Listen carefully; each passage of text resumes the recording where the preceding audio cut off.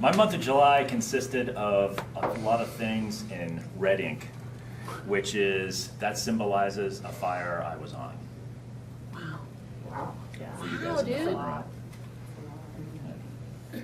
My month of July actually started off in June, which usually precedes July. On June 24th, I was dispatched to the Saddle Fire in Pine Valley, Utah. Little town, it's about a 30-minute drive from St. George, Utah, up in the mountains in the Dixie National Forest. Here was a fire that was caused by lightning in some really steep, rugged terrain where actually ground resources could not get to. So it was pretty much an aerial show. And our job was to do structure protection. What that meant is we were the ones that set up in the community waiting for the fire to come down through the mountains. And if the town needed to be protected from the wildfire, we were going to be there to protect structures. The reason why we say structures rather than say homes is because homes is too, I guess you could say it's too specific. So we usually just say structures because everybody, it's a building. So our assignments actually there, the fire actually stayed up in the hill. It did really well. It was flaming up. It made huge, massive runs through the wilderness, burning up trees in the thousands with 100-foot flame lengths. Some days it wasn't doing much. Some of the days the smoke just stayed in the valley where we were, so we were breathing a lot of smoke. But luckily, the fire stayed up in the wilderness. So I had an opportunity to do public relations work. One of my other jobs that I enjoy doing is being a public information officer.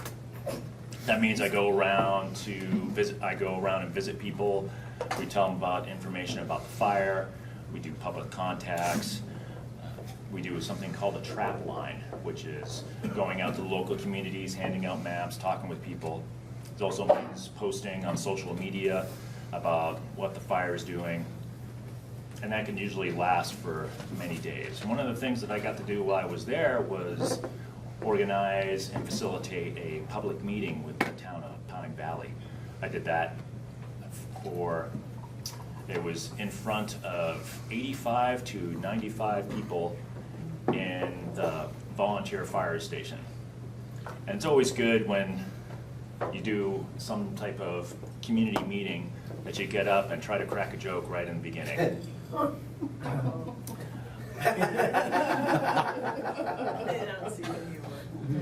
Oh no, I pulled it off awesomely because I always put out the joke that everybody likes to hear. So I just get up there with my microphone with all these people staring at me with all their, and I automatically say, "Thank you all for coming to this community meeting. I'm going to answer the first thing that's on the top of everybody's mind right now. Yes, I am 6 feet 8 inches tall, or for those lovers of the metric system, 2 meters 3 centimeters." That's good. It just brings down the tension of the room, and then we can get to business. And they go through an operational briefing. We have the incident commander come up. We have the weather person, the meteorologist. The operations folks come up so they can get to the whole idea of what the fire is doing. And during that time, we answered a lot of good questions, and people of Pine Valley left feeling very satisfied. At the time that this was going on, I'm also a college student. I'm taking college classes online through Southern New Hampshire University, and as soon as I took off on a fire assignment, I had to delay my classes, which had already started. By the time I came back from the Saddle Fire, I was already 4 weeks behind. So as I got back here, I'm trying to catch up, and my professor told me that I've got an assignment due every 3 days in order to try to catch up in the weeks. So I've got stress going on there. And after a day and a half after coming back, I go on another fire. And it was called the Walmart fire. And it was up on Sun Valley.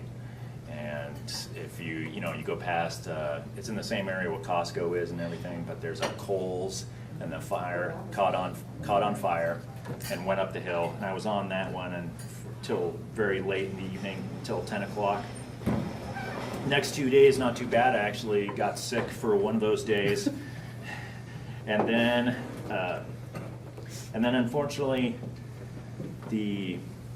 one of the sad things about the job is that it can be a very stressful, and sometimes, unfortunately, bad things happen. And unfortunately, we had 2 firefighters that were in a car accident and died up in northern Nevada.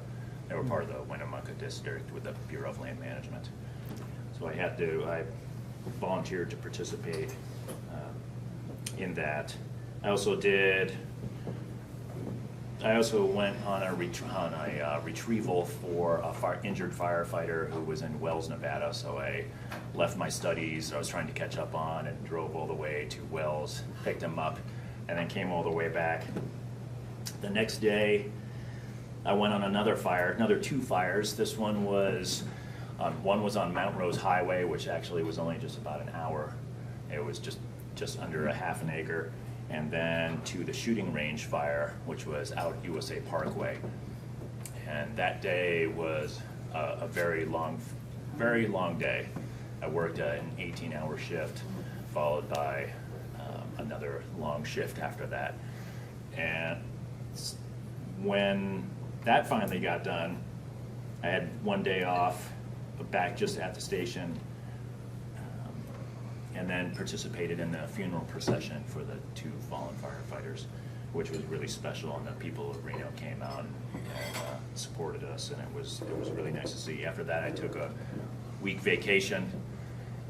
My brother came into town, got caught up on my schoolwork, and at the very last day of August, we climbed Mount Rose, made it to the top, felt good, came back down, and now I'm ready to go back to fight another fire.